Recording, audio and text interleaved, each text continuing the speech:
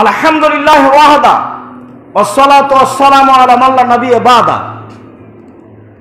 আমরা তাকবীরে তাহারিমা বলে বুকে হাত বেঁধে কি বলতে হবে তা অবগত হলাম। এখন বলার পরে কি বলবো? এখন কোরআন মাজিদ আরম্ভ হবে। কোরআন মাজিদ আরম্ভ হলে আল্লাহর আদেশ। আল্লাহ তাআলা বলেন, যখন তুমি কোরআন মাজিদ পড়বে তখন আল্লাহর কাছে শয়তান থেকে আশ্রয় চাও। ওয়া ইদা কারাতাল কোরআনা ফাস্তাইদ বিল্লাহ। যখনই আপনি কোরআন মাজিদ পড়বেন তখন আপনি আল্লাহর কাছে আশ্রয় চান। এখন কোরআন তেলাওয়াত শুরু হলে আগে বলতে হবে আউযু বিল্লাহি মিনাশ শাইতানির রাজিম। আমি মারদুদ বিতাড়িত শয়তান থেকে পরিত্রাণ চাচ্ছি। উল্লেখ্য যে কোরআন মাজিদের যেখান থেকে আরম্ভ করেন আউযু বিল্লাহ বলতে হবে। তবে এরপরে যদি আপনার আরম্ভটা সূরার প্রথমে হয়ে যায় তাহলে বলতে হবে বিসমিল্লাহির রহমানির রহিম। এখন যেমন সূরা ফাতিহা পড়তে যাব, আউযু বিল্লাহি মিনাশ শাইতানির রাজিম, মারদুদ বিতাড়িত শয়তান থেকে পরিত্রাণ চাচ্ছি, তারপরে বলতে হবে বিসমিল্লাহির রহমানির রহিম, পরম দাতা দয়ালুর নামে আরম্ভ করছি। কিন্তু আমি আউযু বিল্লাহি মিনাশ শাইতানির রাজিম এটা বললাম, তারপরে পড়া আরম্ভ করব সূরার মধ্যে থেকে। ইন্না ফি খালকিস সামাওয়াতি ওয়াল আরদ ওয়াখতিলাফিল লাইলি ওয়ান নাহার লাআয়াতিন লিউলিল আলবাব। এখন যে আমি মধ্যে থেকে শুরু করলাম, এখন আর বিসমিল্লাহ বলা যাবে না। কেননা বিসমিল্লাহ হচ্ছে দুই সূরার মধ্যে পৃথক ব্যবধান সৃষ্টি করার জন্য, দুই সূরাকে পার্থক্য করার জন্য। যদিও আমাদের দেশের শতকরা 999 জন হাফেজ যখনই বাচ্চাদেরকে কোরআন মাজিদ পড়াই তখনই বিসমিল্লাহ বলে শুরু করায়, সে যেখান থেকে পড়াক। মানে হাফেজেরও জানা নাই, আন্ধা কো আন্ধা পড়াতা হয়, কাকে কি পড়াচ্ছে সেও বুঝে না। কোরআন মাজিদ পড়া শেষ হলে, একটা আয়াত দুটা শেষ হলে সেই ছেলেকে বলতে হবে সাদাকাল্লাহুল আযীম, আল্লাহ সত্য বলেছেন। আল্লাহ তো সত্য বলেছেন, কোরআন মাজিদ মিথ্যা নাকি? এইখানে আল্লাহ সত্য বলেছেন, এটা ওয়াহিদুক, একটা বেদাতি কথা। এই মন্তব্য পরিত্যাগ করতে হবে জরুরি ভাবে। সাদাকাল্লাহুল আযীম বললে গুনাহ হবে। কোরআন মাজিদ তেলাওয়াত শেষ করলে রাসূল সাল্লাল্লাহু আলাইহি সাল্লাম থেকে যা প্রমাণ আছে তা বলতে হবে সুবহানাকা ওয়া বিহামদিকা আশহাদু আল্লা ইলাহা ইল্লাল্লাহ ওয়া আস্তাগফিরু ইলাইকা। সুবহানাকা আল্লাহুম্মা ওয়া বিহামদিকা আশহাদু আল্লা ইলাহা ইল্লা আনতা আস্তাগফিরুকা ওয়া আতুবু ইলাইকা। এই দোয়া পড়তে হবে। আয়েশা রাদিয়াল্লাহু তাআলা আনহা এই বিবরণ পেশ করেন যা আমাদের দোয়ার বইয়ে দেওয়া আছে। জানি না দোয়ার বই সম্পর্কে আপনার কতটুকু ভালোবাসা। আমরা আশাবাদী যে আইনে রাসূল সাল্লাল্লাহু আলাইহি ওয়াসাল্লাম দোয়া অধ্যায় পৃথিবীর প্রত্যেকটা বাঙালি পুরুষ নারীর কাছে থাকবে। যেমন ভাবে অন্যান্য বইগুলির আশা করি, যেমন ভাবে সলাতুর রাসূল, রাসূল সাল্লাল্লাহু আলাইহি সাল্লামের সলাত বনাম প্রচলিত সলাত, এই সলাতের বইটি পৃথিবীর প্রত্যেকটা বাঙালি পুরুষ নারীর কাছে থাকবে, এটা আমরা আশাবাদী। আমাদের চেষ্টা প্রচেষ্টা জীবন বাজি রেখে রয়েছে তাকে সঠিক করার জন্য। আপনি দু একটা পয়সার বিনিময়ে তাকে মূল্যায়ন করবেন না, তখন এটা বড় কষ্টের ব্যাপার হবে। সম্মানিত দিনী ভাই বোন, আমি জানি না আপনি আত-তাহরি আল ইতেশাম পত্রিকার ব্যাপারে আপনি কতটুকু আগ্রহী, আপনি আল ইতেশাম পত্রিকা কেমন পড়েন, আপনি এর শ্রম, আপনি এর খরচ, আপনি এর ব্যবস্থাপনা, আপনি এর প্রস্তুতি কত, এটা আপনার হিসাবের বাইরে। যদি আপনি হিসাব করতেন এত পয়সা খরচ করে, এত শ্রম দিয়ে এগুলি করার কি প্রয়োজন, হয়তো সেটাই বলতেন। কিন্তু সঠিক কথা, সঠিক ফতোয়া জাতির কাছে আমরা পেশ করতে চাচ্ছি বিভিন্ন মাধ্যমে। তার আল ইতেশাম পত্রিকা একটি বড় মাধ্যম, যেমন ভাবে অনলাইন আল ইতেশাম টিভি একটি সঠিক প্রশ্ন উত্তরের বড় মাধ্যম। সম্মানিত দিনী ভাই বোন, বলছিলাম এখন হয়ে গেল আউযু বিল্লাহি মিনাশ শাইতানির রাজিম। যেহেতু সূরার প্রথমে, কাজে বলতে হবে বিসমিল্লাহির রহমানির রহিম। আর যদি সূরার প্রথমে না হয় তাহলে বিসমিল্লাহ এখানে আসবে না, বিসমিল্লাহ ভিতরে ঢুকতে পাবে না কোরআন মাজিদের। খুব কথাটা ভালো করে মনে থাকে যেন। আবারও বলছি, আউযুবিল্লাহ বলার পরে যদি সূরার প্রথমে আরম্ভ হয় তাহলে বিসমিল্লাহ বলতে হবে, আর যদি সূরার প্রথম না হয় তাহলে শুধু আউযুবিল্লাহ যথেষ্ট, অন্য কিছু বলতে হবে না। আর শুধু বিসমিল্লাহ বলে কোরআন মাজিদ পড়া যায় না, শুধু আউযুবিল্লাহ বলে কোরআন মাজিদ পড়া যায়, কেননা আল্লাহ তাআলার আদেশ। আল্লাহ বলছেন কোরআন মাজিদ পড়তে চাইলে আপনাকে শয়তান থেকে আশ্রয় চাইতে হবে। এই কথা বলে আউযু বিল্লাহি মিনাশ শাইতানির রাজিম, আমি মারদুদ বিতাড়িত শয়তান থেকে পরিত্রাণ চাচ্ছি, তারপর আপনি তেলাওয়াত আরম্ভ করবেন। আলহামদুলিল্লাহি রাব্বিল আলামিন আর রহমানির রহিম মালিকি ইয়াউমিদ্দিন ইয়াকা না'বুদু ওয়া ইয়াকা নাস্তাঈন ইহদিনাস সিরাতাল মুস্তাকিম সিরাতাল লাযীনা আন'আমতা আলাইহিম গায়রিল মাগদুবি আলাইহিম ওয়ালাদ-দাল্লিন। উবাদা ইবনে সামিত রাদিয়াল্লাহু তাআলা আনহু বলেন, রাসূল সাল্লাল্লাহু আলাইহি ওয়াসাল্লাম বলেছেন, লা সালাতা লিমান লাম ইয়াকরা বিফাতিহাতিল কিতাব, কেউ যদি সূরা ফাতিহা না পড়ে তাহলে তার সালাত হবে না। মর্মে ইমাম বুখারী একটি অধ্যায় উল্লেখ করেন, তিনি বলেন, একাই হোক, জামাতবদ্ধ হোক, সরবে হোক, নীরবে হোক, সব সময়তেই তাকে সূরা ফাতিহা পড়তে হবে।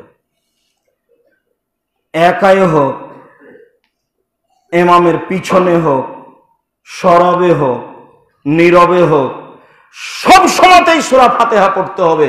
সূরা ফাতিহা না পড়লে তার সালাত হবে না, এই কথা তিনি উল্লেখ করেন এবং অধ্যায় এভাবে জোরালোভাবে পেশ করেন। আবু হুরায়রা রাদিয়াল্লাহু তাআলা আনহু বলেন, রাসূল সাল্লাল্লাহু আলাইহি ওয়াসাল্লাম বলেছেন, লা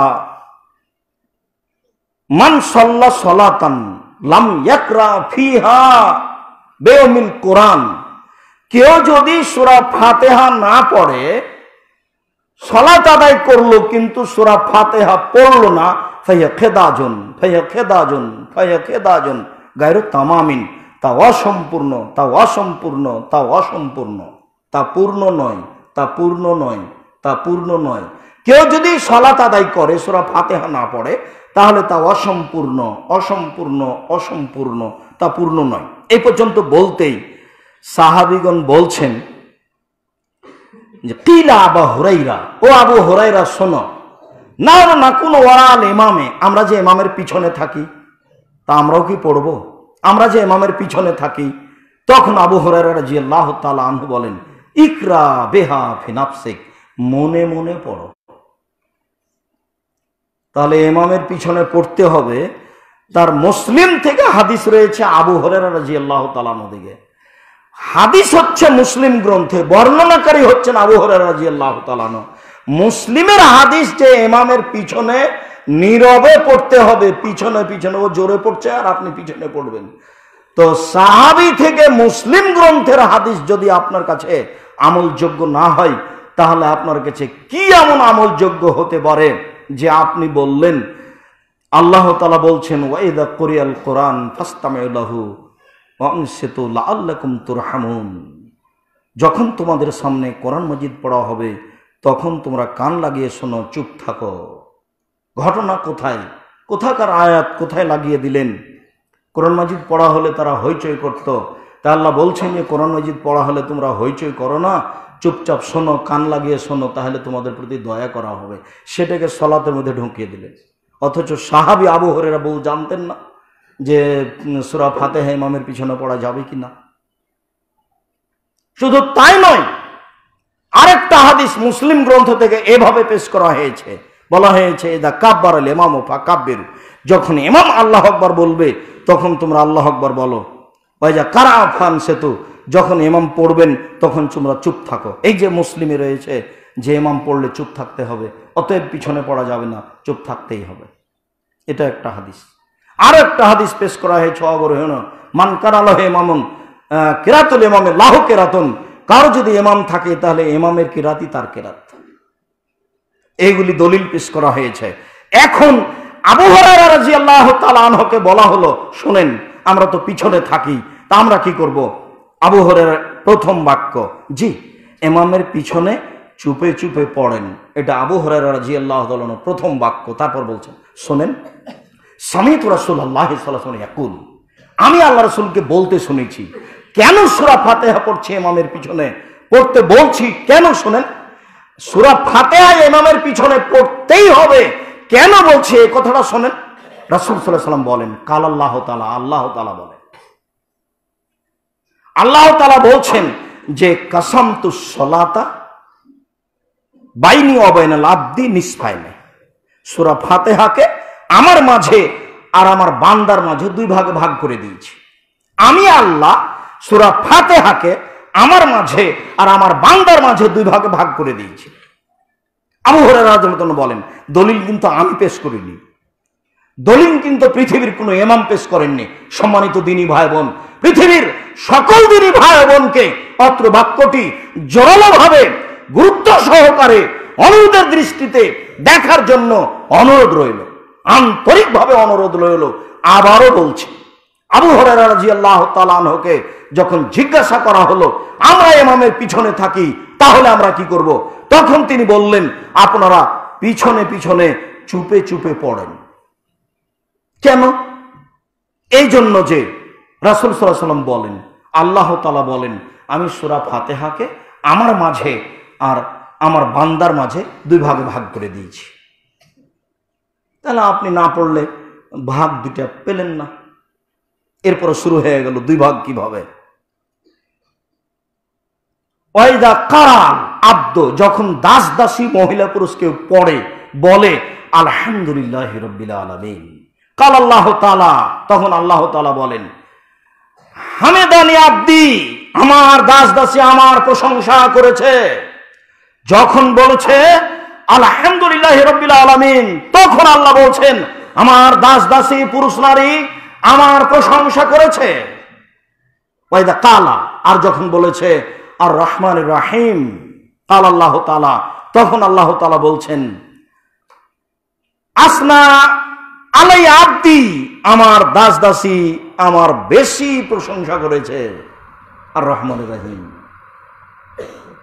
ওয়াইদা কাল আব্দ মালিকে ইয়াউমিদ্দিন, যখন দাস দাসী বলে, পুরুষ নারী বলে মালিকে ইয়াউমিদ্দিন, বিচার দিনের মালিক, কাল আল্লাহ তাআলা, আল্লাহ তাআলা তখন বলেন, মাজ্জাদানি আব্দি, আমার দাস দাসী আমার বেশি মর্যাদা উল্লেখ করেছে।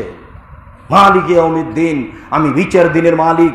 আলিয়াউমা লা তামলিকু নাফসুন লিনাফসিন শাইআ ওয়াল আমরু ইয়াওমাইযিন লিল্লাহ, সেদিন বিচারের মাঠে তিনি বলবেন, আজ কোন মানুষ কোন মানুষের কোনো উপকার করতে পারবে না, একাচ্ছত্র মালিকানা আমার হাতে থাকবে। সেদিন তিনি বলবেন, আইনাল জব্বার আইনাল মুতাকাব্বির, আনা মালিকুল আমলাক, স্বৈরাচারী স্বেচ্ছাচারী অহংকারীরা কোথায়, আমি হচ্ছি রাজা ধীরাজ। যখন বলবে পুরুষ নারী মালিকে ইয়াউমিদ্দিন, বিচার দিনের মালিক, মাজ্জাদানি আব্দি, আমার দাস দাসী আমার খুব ভালো করে বেশি করে মর্যাদা উল্লেখ করেছে।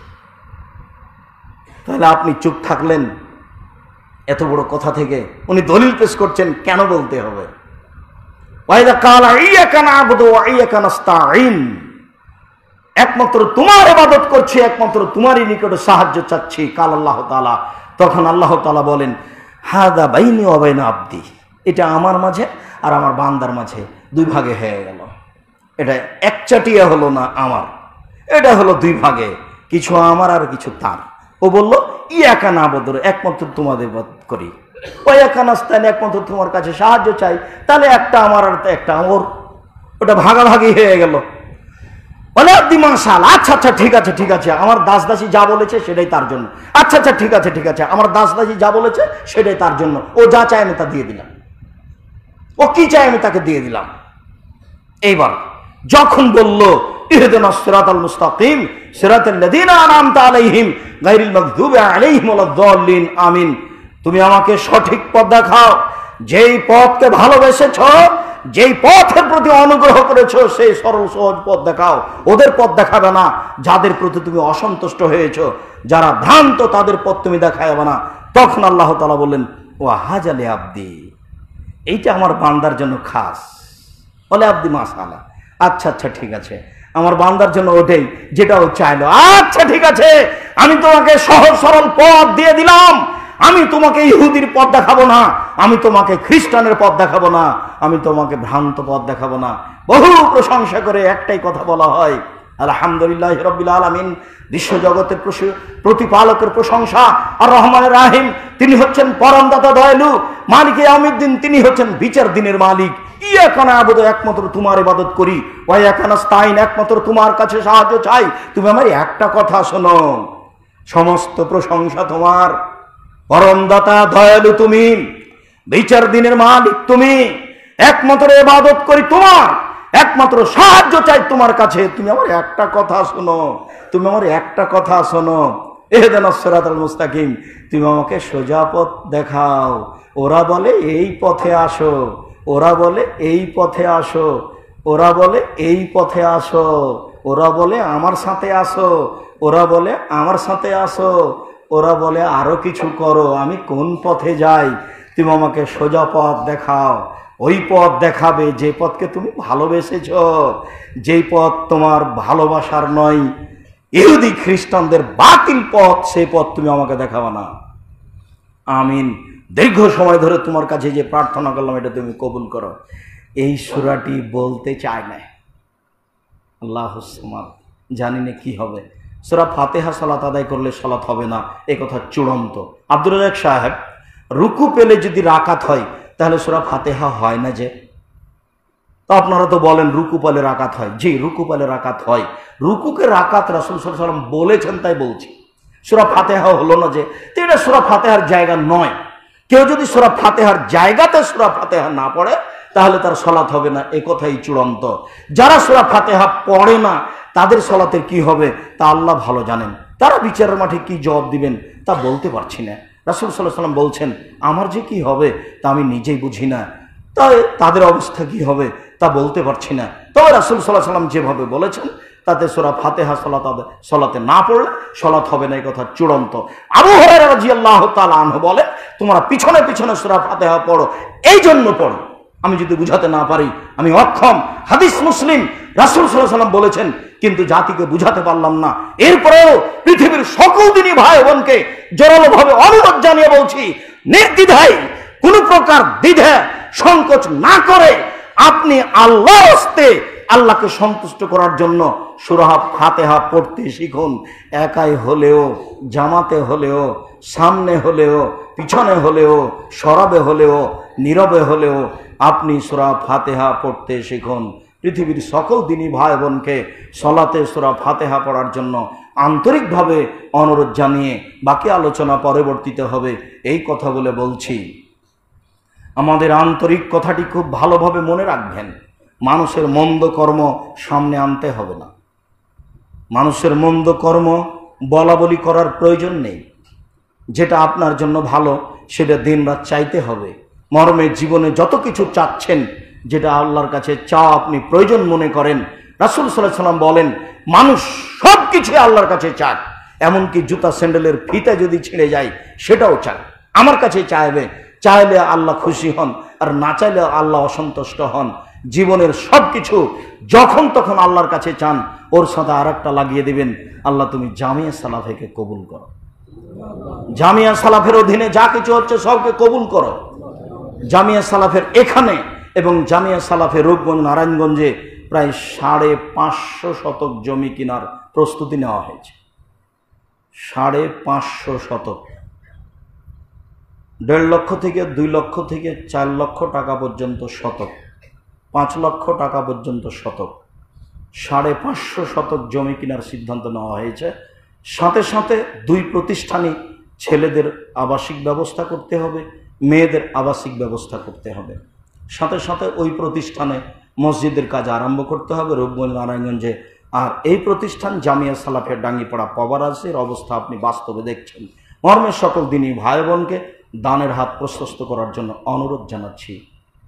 বারংবার স্মরণ করাতে চাচ্ছি, ইবাদতের জগতে সবচেয়ে শক্তিশালী, ক্ষমতাধর, পাওয়ারফুল ইবাদত হলো দান। কোনোদিন এখান থেকে পিছু উঠবেন না। যেখানে আল্লাহ বলছেন আমি তোমাকে রুজি দিয়েছি, সেখানে বলছেন ওখান থেকে কিছু দান করে দাও। তার মানে আপনার জন্য বিশাল কিছু পাওয়া আছে। এত বড় ক্ষমতা নিয়ে ইবাদতের জগতে কোনো ইবাদত বিচারের মাঠে দাঁড়াতে পারবে না।